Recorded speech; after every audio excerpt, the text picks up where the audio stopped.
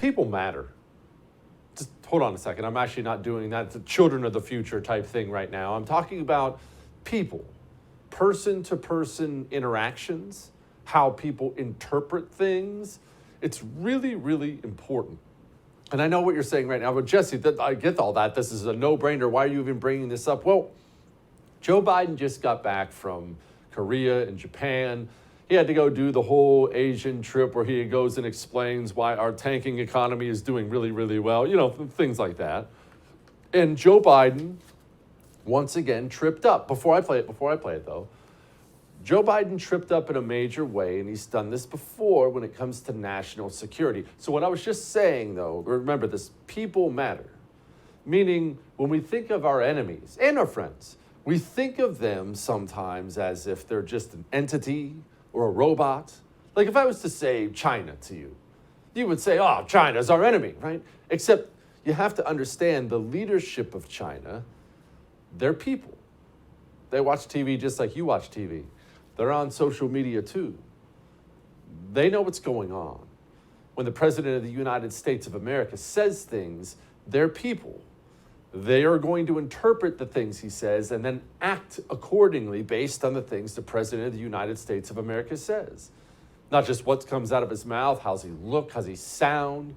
They're always trying to lick their finger and stick it in the air and figure out how strong is America. Do they mean what they say? What will they do here? What won't they do there?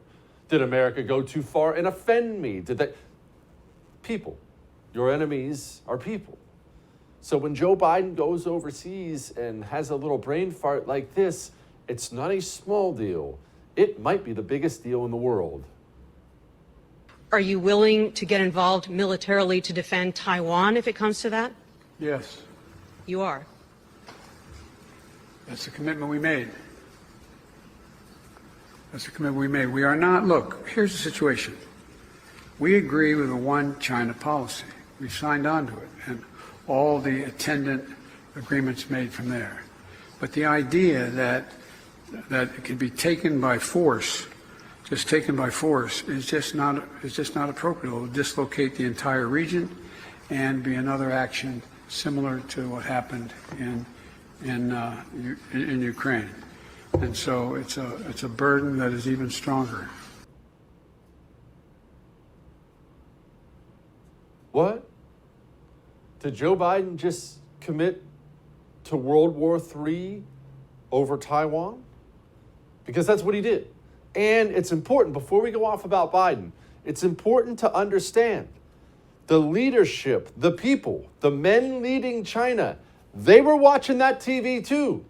They got notified of that. If they weren't watching it live, they got notified of that about 5 seconds after that bumbling fool said it. He said, what? No, give me the video. Of course, they're speaking Mandarin, but it probably sounds that way in English. But it matters a lot. That's World War III.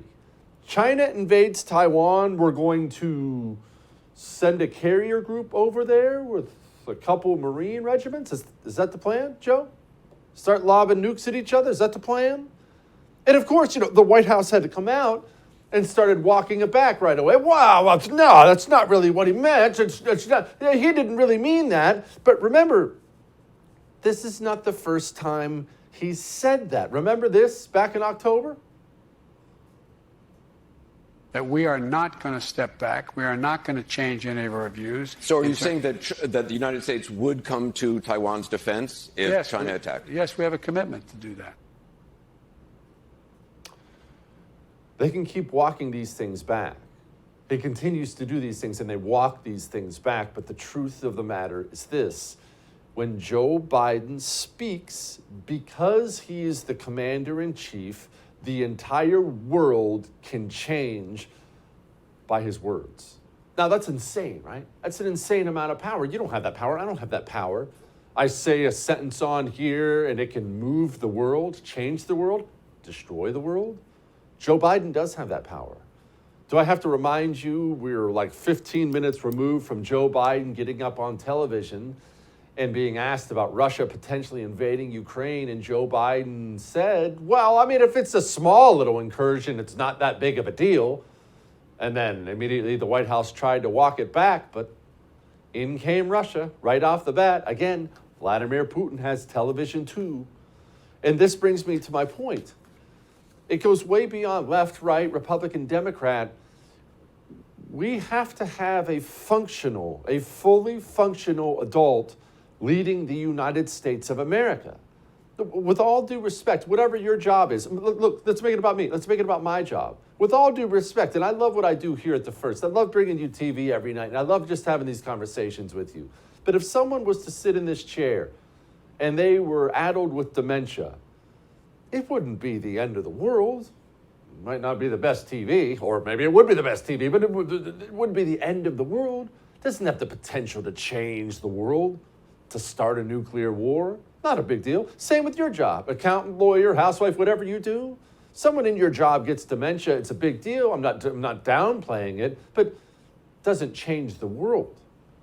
Someone with dementia as president of the United States of America has the potential to change or end the world. It is a very big deal. These things that he continues to say accidentally are not small things. And you can tell, like right in that moment, you could tell the second he goes off script, he's looking around, kind of wandering around and just kind of saying whatever happens to come out of his mind at the moment. And he doesn't have that filter anymore. And again, if that's you or your grandma, it hurts and it sucks and it's awful. I'm not dismissing it, but it's not the end of the world. Joe Biden saying it might be. Jesse Kelly Breaks History, Vladimir Lenin, a new First TV exclusive special hosted by Jesse Kelly. Visit thefirsttv.com or download the First TV app to subscribe and start watching today.